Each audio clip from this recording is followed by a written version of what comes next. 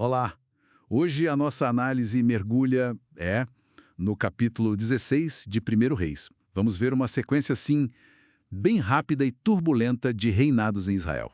Exato. É um período muito marcado por profecias, traições, sabe? Muita violência e uma infidelidade religiosa que só cresce. Mostra bem aquele ciclo de poder e suas consequências, né? Tudo começa já com a palavra do Senhor vindo a Jeú, o profeta, contra o rei Baasa. A acusação é bem clara, né? Apesar de ter sido exaltado, ele seguiu os maus caminhos de Jeroboão, levou Israel a pecar. E a sentença é dura, assim, muito severa. A dinastia dele teria o mesmo fim trágico da de Jeroboão.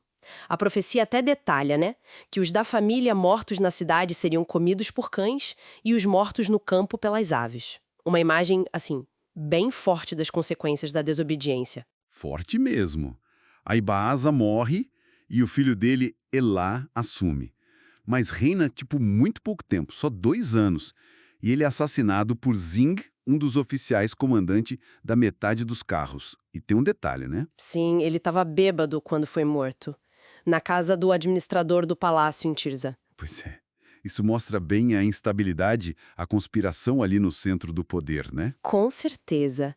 E o Zinri não só mata Elá, mas assim que assume o trono, ele extermina toda a família de Baasa. Quer dizer, parentes, amigos, Tudo. cumprindo a profecia de Jeú bem rápido, então. Exatamente. De forma assustadoramente rápida. E o reinado do próprio Zinri é um dos mais curtos que a gente tem registro. 7 dias. Só isso, em Tirza. 7 dias. Incrível, né? O exército que estava acampado sitiando lá uma cidade filisteia, quando fica sabendo da conspiração, do assassinato do rei, Reage na hora. isso, proclama o comandante deles, Onri, como o novo rei ali mesmo no acampamento. Uma reação imediata. Totalmente. O exército mostra onde está a força naquele momento. Onri, então, marcha contra Tirza e Zinri, vendo a cidade perdida, toma uma atitude, assim, drástica. Sim, ele se refugia na cidadela do Palácio Real e até afoga o palácio. Morre nas chamas. E a razão dada no texto, os próprios pecados dele seguindo os caminhos de Jeroboão de novo. Impressionante. Mas mesmo com a morte de Zinri, a coisa não se acalma logo, né? A instabilidade continua. Não mesmo. Israel se divide. Metade apoia um tal de Tibni, a outra metade apoia Onri.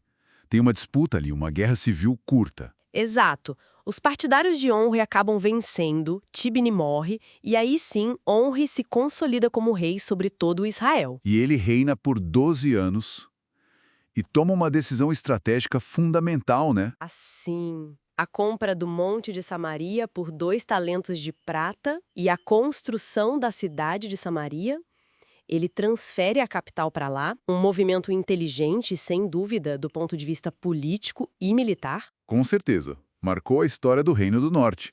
Mas, apesar dessa visão administrativa, o veredito espiritual é severo. O texto diz que Onri fez o que era mal, pecando mais que todos antes dele. É um contraste, né? Ele perpetuou o culto idólatra que desagradava a Deus, seguindo o caminho de Jeroboão, sucesso político e fracasso espiritual lado a lado. Exatamente. E esse padrão, infelizmente, se aprofunda com o filho dele. Onri morre, é sepultado em Samaria, sua nova capital, e Acabe assume. E com Acabe, a coisa piora ainda mais. Piora muito. O texto é enfático. Ele foi pior que todos os anteriores. Os pecados de Jeroboão, que já eram a referência negativa, para Acabe eram, assim, coisa pequena. Ele não só repetiu os erros, ele inovou para pior. É impressionante. E a grande virada, o ponto crucial, foi o casamento dele com Jezabel, filha de Etbaal, rei dos Sidônios. Uma aliança política que trouxe consequências religiosas, assim, desastrosas. É verdade. Acabe passou a servir e adorar Baal, né, a divindade cananeia. Construiu um templo e um altar para ele em Samaria e não parou por aí. Não, fez também um poste ídolo, dedicado a Aserá. A conclusão do texto é direta. Acabe provocou a ira do Deus de Israel mais do que todos os reis antes dele. É uma escalada impressionante do mal, né? Muito. E o capítulo ainda termina com aquela nota sombria sobre Iel de Betel. Ah, sim. Que reconstruiu Jericó. Exato. Ele desafiou diretamente a maldição que Josué tinha proclamado séculos antes contra quem fizesse isso. E a maldição se cumpriu de forma trágica, né? Sim. Perdeu o filho mais velho ao lançar os fundamentos e o mais novo ao colocar as portas. Um final pesado para o capítulo. Super pesado. Uau, que capítulo intenso! Vimos profecias se cumprindo de forma terrível, reinados relâmpagos, uma nova capital fundada e essa espiral descendente culminando em Acabe e Jezabel, com a idolatria atingindo um nível sem precedentes. É muita coisa em pouco tempo. Fica muito claro, né, como as escolhas da liderança, especialmente em relação a alianças e práticas religiosas, podem ter um impacto devastador e rápido. Esse ciclo de poder, pecado e julgamento é implacável aqui. Levanta questões importantes sobre responsabilidade, sabe? E o impacto duradouro das decisões de quem está no comando. E deixa a gente pensando, né?